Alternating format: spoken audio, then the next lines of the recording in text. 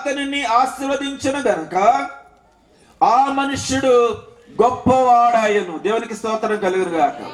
దేవుడు ఆశీర్వదిస్తున్నాడు కనుక ఇస్సాకటండి గొప్పవాడైనట్టు. ఎంత గొప్ప అంటే ఇంకా కింద వచ్చడానికి వెళ్ళినట్లయితే అతడు మిక్కిలి గొప్పవాడగు వరకు క్రమక్రమముగా అభివృద్ధి పొందొచ్చు వచ్చాను. దేవుడు ఓవర్ నైట్ అంటే ఇలా కళ్ళు మూసుకుని కళ్ళు తెరిచేటప్పటికి ఆయన గొప్ప అదే అంత ఊహించిన దానికంటే ఎక్కువగా ఇచ్చే దేవుడు కదండి.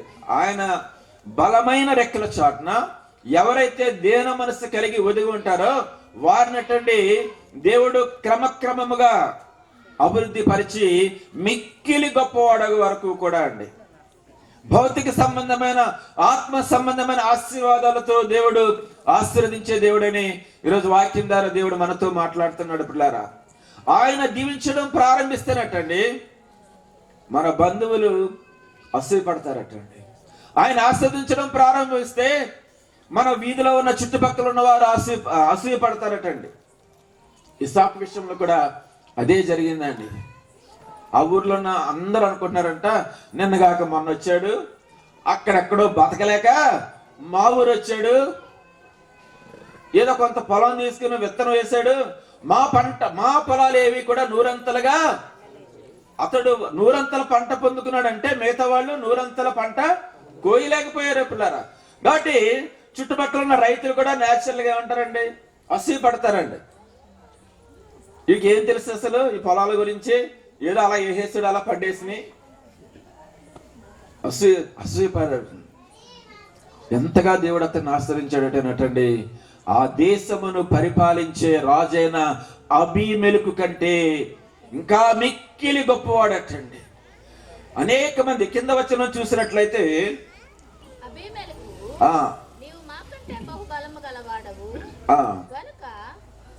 14 వచ్చిన చూడు.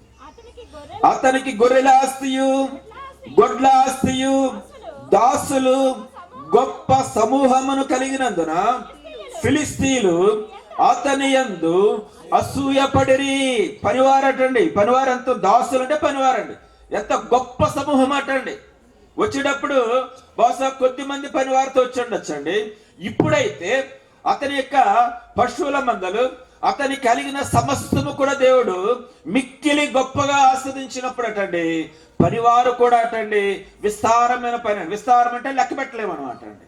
లెక్కించడానికి కూడా వీలు లేనంత మంది పనివారు కూడా అక్కడ మరి ఇస్సాకు సమకూర్చుకోవడం మనం గమనిస్తున్నాం. చివరికి అందరూ అసూయపడ్డారటండి. అసూయతోడు ఏం చేస్తారంటే మనల్ని పాడు చేయడానికి ప్రయత్నం చేస్తాడు. దేవుడు ఆశీర్వదిస్తే మనల్ని ఎవరు కూడా పాడు చేయలేరు అటండి, ఎవరు కూడా పాడు చేయలేరు పిల్లారా. అందుకే ఇక్కడ వాళ్ళు ఏం చేస్తారంటే తన తండ్రి అయిన అబ్రహాము తవ్వించిన బావుల్లో అటండి మట్టి వేసి నింపేస్తారటండి. ఎలాగైనా పాడు చేయాలి. ఇదేంటి మా కళ్ళ ముందు వాడు అక్కడి నుంచో వచ్చాడు, మమ్మల్ని మించిపోయాడు, మాకన్నా ఎక్కువ పశువులు ఉన్నాయి, మాకన్నా ఎక్కువ మంది పనులు ఉన్నారు, మాకన్నా ఎక్కువ పొలం సంపాదించుకున్నాడు, మాకన్నా ఎక్కువ పంట సమకూర్చుకున్నాడని అసూయతోటండి పాడు చేయాలని ప్రయత్నించినా కూడా అన్నట్టండి దేవుడు ఆస్వాదించినప్పుడు అది అన్నట్టు కూడా ఆశీర్వాదమే పిల్లారా. గమనించండి పిల్లారా. చివరికి రాజు పిలిచన్నాడట. కింద 16వ వచనం చూసినట్లయితే అబీమెలెకు నీవు మాకంటే బహు బలము గలవాడవు కనుక మా యొద్ద నుండి వెళ్ళిపోమని ఇస్సాకుతో చెప్పాను. దేవునికి స్తోత్రం కలుగునుగా. చివరికి రాజుగారు కూడా అసూయేస్తుందటండి.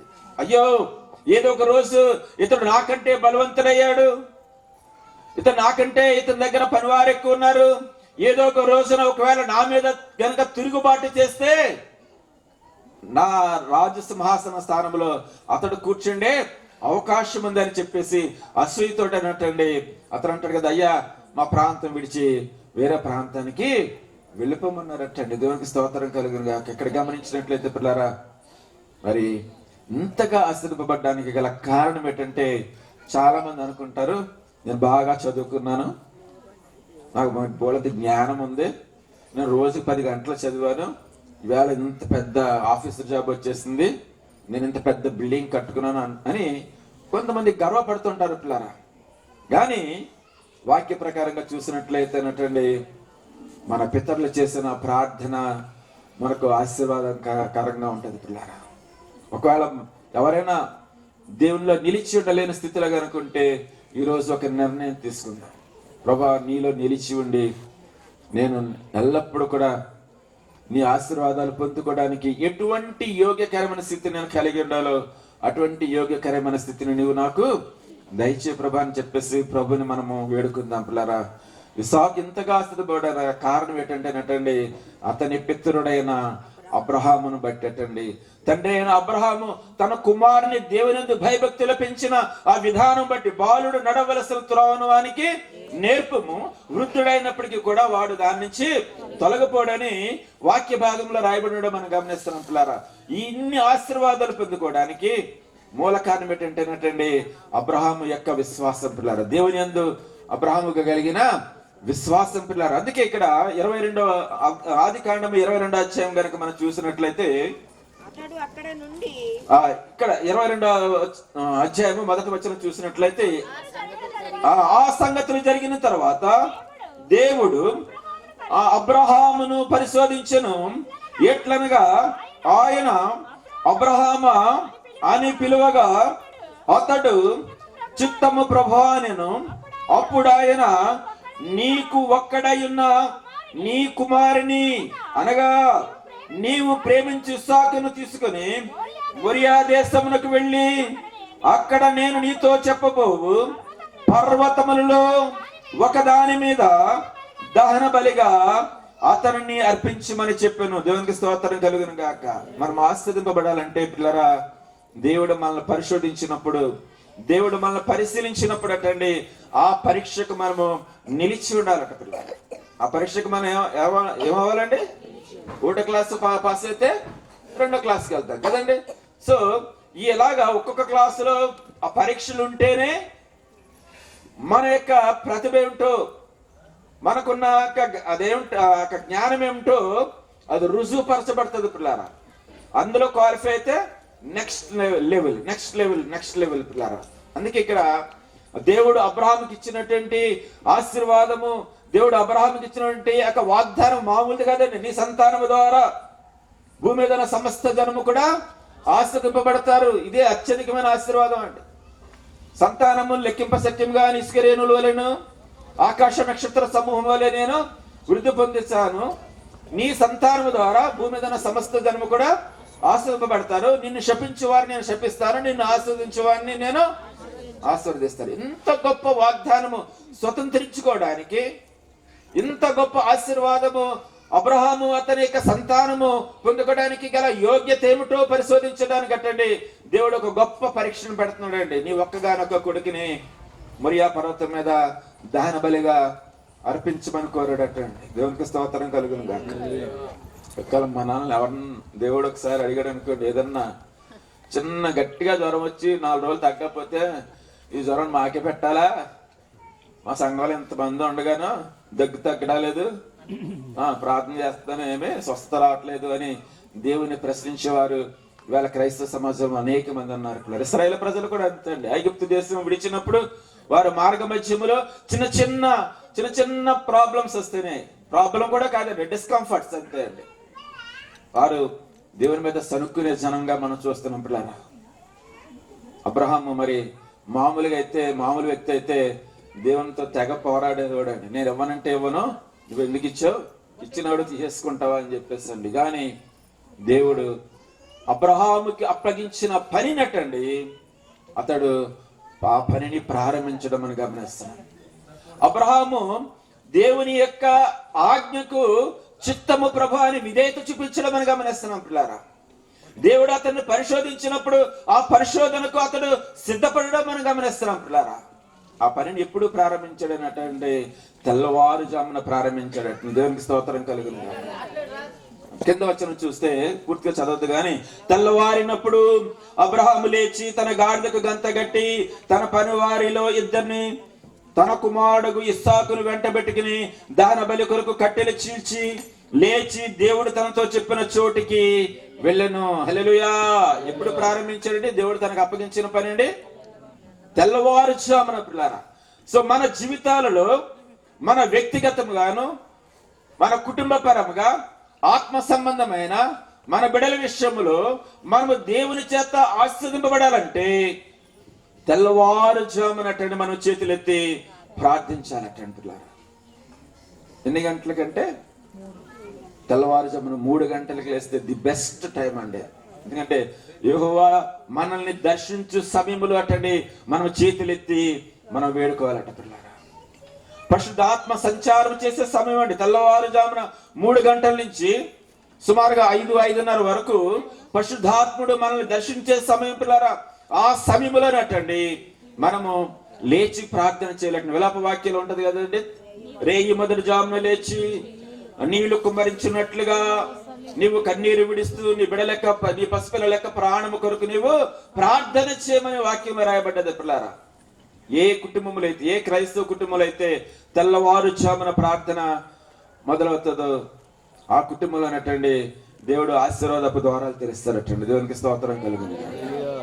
తెల్లవారుజామున లేచాడండి, 2 పనులు తీసుకున్నారండి, గాజులు తీసుకున్నారు, కొడుకు కట్టెలు, కత్తి, నిప్పు అన్ని పట్టుకుని వెళ్తున్నారండి. కొడుకు కూడా సరదాగా వెళ్ళిపోతున్నాడు, నాన్న కూడా అండి. మోరియా పర్వతం దగ్గరికి వచ్చేసారండి పిల్లరా.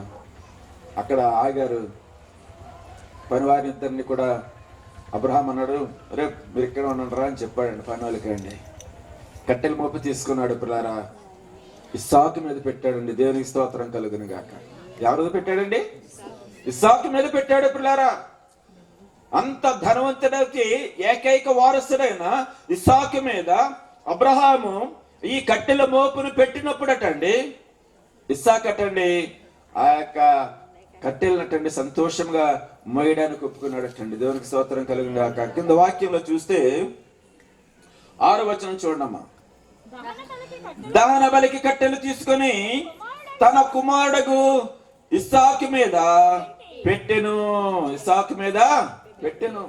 ఆ పెట్టినప్పుడు మామూలుగా అయితే మన యూత్ అయితే ఏమంటారండి, అప్పటికి మంచి యూత్ అండి. అతను 16-17 సంవత్సరాలు నూనూగి మేసాలు వస్తున్న మంచి యవన ప్రాయములు ప్రవేశించిన బిడ్డ పిల్లారా. 2 పనులు తీసుకొచ్చావు కదా, వాళ్ళతో మోయించచ్చు కదా, మరి వాళ్ళని తీసుకొచ్చా, వాళ్ళేమో అక్కడ కూర్చోమని చెప్పావా, నన్నేమో మోయమంటావా, నేను అసలు మోయిన అసలు నేను వాళ్ళని రమ్మ తీసుకురమ్మను అని ఖచ్చితంగా అంటారా లేదండి.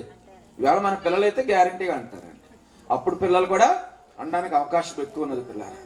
కానీ తండ్రి తన మీద పెట్టిన భారమునటండి కుమారుడు ఇస్సాకు దాన్ని మోయడానికి సిద్ధ మనసు కలిగి ఉన్నాడు పిల్లలు. నిజమే, మన మీద దేవుడు భారం మోపినప్పుడు అటండి ఆయన పెట్టిన భారం, ఆయన మోపిన కాడి మనం మోయడానికి సిద్ధపడినప్పుడు అటండి ఆ కాడిని అటండి ఆయన తేలిక చేసే దేవుడు అటండి. దేవునికి స్తోత్రం కలిగి ఆయన అన్నాడు, ప్రయాసపడి భారం మోయించిన సమస్తమైన జనులారా మీరు నా యొద్దకు రండి, నేను మీకు విశ్రాంతినిస్తానన్నారండి. ఎప్పుడైతే దేవుడు మన మీద భారం మోపాడో మనం పరీక్షించడానికి, ఆ పరీక్ష ద్వారా మనల్ని ఆస్వాదించడానికి దేవుడు మనల్ని పరిశోధించినప్పుడు పిల్లారా, మనం ఎప్పుడైతే ఆ భారం మోయడానికి మనం సిద్ధపడ్డామో దేవుడు అటండి ఆ భారం అటండి ఆ కాడినటువంటి తేలిక చేసే దేవుడు అటండి. అందుకే మీ చింత యావత్తు నా మీద మోపండి అన్నాడండి. మనం ఏం చేస్తాం, మా చింత మేమే మోసుకుంటామని వేళ బీపీలు షుగర్లు అండి చాలా మంది గలిబిలైపోతున్నారు పిల్లలు. అందుకే పౌలు అంటాడు కదా, సువార్తను ప్రకటించవలసిన భారము నా మీద మోపబడి ఉన్నది, నేను సువార్తను ప్రకటించకపోతే నాకు శ్రమ అంటున్నాడు పిల్ల. ఇక్కడ కుమారుడైన ఇస్సాకు కూడా తన తండ్రి అయిన అబ్రహాము తన మీద మోపిన భారమును అతను సంతోషంగా మోయడం మనం గమనిస్తున్నాం పిల్లలు. దేవునికి స్తోత్రం కలిగిన కాక. ఒకవేళ దేవుడు ఏదన్నా మనల్ని పరీక్షించడానికి ఏదన్నా చిన్న భారం పెట్టాడు అనుకోండి, మనం విసుక్కోకూడదండి, సనుక్కోకూడదండి, దేవుణ్ణి ఎదురు ప్రశ్న వేయకూడదు పిల్లలు. మనం ఎలాగైతే అబ్రహాము చిత్తము ప్రభు అన్నాడు, మనం కూడా yes my lord, yes my Jesus అన్నాడు. అలా ఎప్పుడైతే మనం సిద్ధ మనసు కలిగి ఉన్నామో మన భారం అంతా కూడా దేవుడే తీసివేసే దేవుడు పిల్లారా. ఇంకా కాస్త ముందుకు వెళ్తున్నారండి, కాస్త ముందుకు వెళ్తున్నారు. కొడుకు ఒక డౌట్ వచ్చిందండి, నానా అన్నీ ఉన్నాయి, కట్లు ఉన్నాయి, కత్తి ఉంది, నిప్పు ఉంది, ఇంకోటి తక్కువైంది నాన్న, దహన బలికి ఉపయోగించవలసిన గొర్రె పిల్ల ఏది అన్నారు. దేవునికి స్తోత్రం కలిగి. మరి ఆ ప్రశ్న కుమారుడు అడిగినప్పుడు ఒక మామూలు మనిషి అయితే వెంటనే హార్ట్ అటాక్ వచ్చేస్తుంది, హార్ట్ ఫెయిల్యూర్ అయిపోతుంది, కార్డియాక్ అరెస్ట్ అయిపోతుంది. ఎందుకంటే తన సొంత ఏకైక కొడుకు, 100 సంవత్సరముల తర్వాత పుట్టిన ఏకైక కొడుకు, నాయనా ఏది ఆ దహన బలి పశువు అని అన్నప్పుడు, ఒరే బాబు ఎవరో కదరా నువ్వేరా అని గుండె పగిలిపోవాలి పిల్లారా. కానీ మనం చూసినట్లయితే అందుకే అబ్రహాము విశ్వాసులకు తండ్రి అయ్యాడండి. అబ్రహాముకి అర్థమైపోయింది, ఇది నా యొక్క విశ్వాసమునకు పరీక్షే, దేవుడు నాకు ఇచ్చిన వాగ్దానము నెరవేర్చడానికి దేవుడు నన్ను ఈ విధంగా పరీక్షిస్తున్నాడని అతనికి అర్థమైంది. కాబట్టి అది చిత్తము ప్రభారి దేవుని మాటకు లోబడ్డ మనం గమనిస్తున్నాం పిల్లారా. అప్పుడు అలాగా కురుస్తూనే ఉంటుంది పిల్లారా.